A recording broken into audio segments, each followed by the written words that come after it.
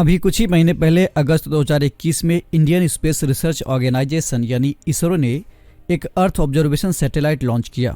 EOS-03 नाम वाले इस सैटेलाइट को GSLV F10 के जरिए अपने निर्धारित समय पर श्रीहरिकोटा स्थित सतीश धवन स्पेस सेंटर से लॉन्च किया गया।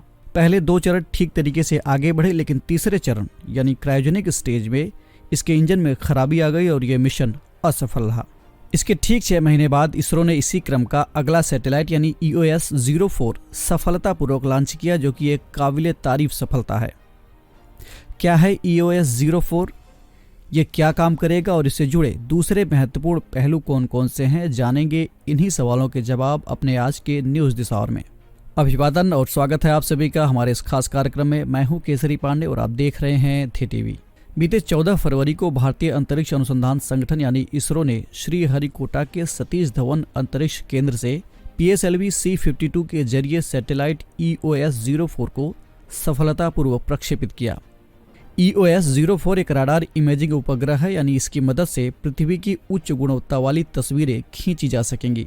EOS यानी अर्थ ऑब्जर्वेशन सैटेलाइट, हिंदी में कहें तो भू अवलोकन उपग्रह, ऐसे उपग्रह होते हैं जिनका इस्तेमाल गैर सैन्य जैसे कि पर्यावरण निगरानी, मौसम विज्ञान और नक्शा बनाने आदि के लिए किया जाता है। इसरो का ये साल 2022 का पहला मिशन है। वहीं PSLV की ये 54वीं उड़ान है। इस उपग्रह से प्राप्त तस्वीरों के जरिए कृषि, वन, पौधरोपण, मिट्टी में नमी, पानी की उपलब्धता और बाढ़ग्रस्त इलाकों के नक्शों को तैयार करने में मदद मिलेगी। PSLV के माध्यम से इसमें 2 छोटे उपग्रहों को भी भेजा गया है, जिनमें इंस्पायर सैट-1 और INS-2TD भी शामिल हैं। इसमें इंस्पायर सैट-1 को कोलोराडो विश्वविद्यालय और बोल्डर की वायुमंडलीय और अंतरिक्ष भौतिकी प्रयोगशाला के सहयोग से भारतीय अंतरिक्ष विज्ञान और प्रौद्योगिकी संस्थान यानी IIST द्वारा तैयार किया गया है। इसमें NTU सिंगापुर और NCU ताइवान का भी योगदान रहा है। इस उपग्रह का उद्देश्य आयन मंडल के गति विज्ञान और सूर्य की कोरोनल ऊष्मीय प्रक्रियाओं की समझ में सुधार करना है, यानी इनके बारे में और ज़्यादा जानकारी इकट्ठा करना है। जबकि दूसरा उपग्रह इसरो का एक प्रौद्योगिकी प्रदर्शक उपग्रह यानी INS-2TD है। इसमें एक थर्मल इमेजिंग कैमरा लगा हुआ है, जिसकी मदद से उपग्रह भूमि की सतह के तापमान, आर्द्र भूमि या झीलों के पानी की सतह के तापमान, वनस्पतियों और तापीय जड़त्व यानी दिन और रात के आकलन में मदद मिल पाएगी। यहाँ आपको PSLV और GSLV के बारे में जानना जरूरी है। दरअसल लॉन्च व्हीकल के जरिए ही किसी सैटेलाइट को अंतरिक्ष में भेजा जाता है।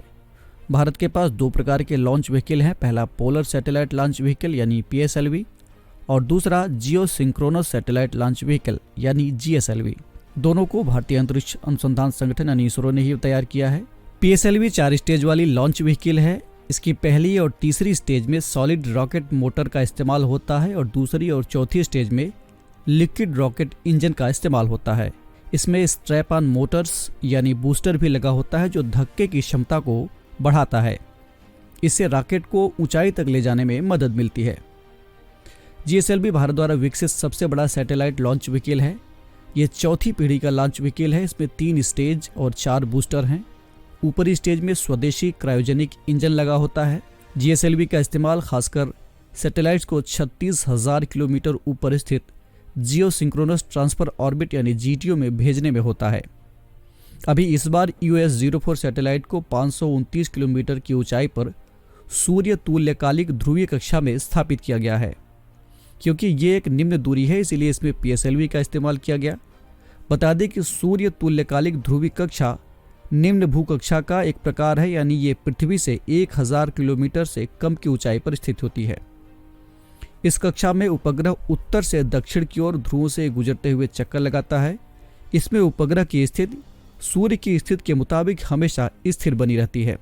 इसे उदाहरण से समझे तो मान लीजिए अगर कोई सैटेलाइट आज दोपहर में दिल्ली के ऊपर से गुजरा तो कल दोपहर में वो फिर से उसी समय दिल्ली के ऊपर से गुजरेगा। तो ये थी बात EOS-04 सैटेलाइट की। और अब बारी है आज के सवाल की। आपको कमेंट करके बताना है कि ये मिसाइल कब तक ऑपरेशन में बना रहेगा। हम फिर मिलेंगे एक नए कार्यक्रम के साथ। तब तक के लिए पढ़ते रहिए और बढ़ते रहिए। नमस्कार।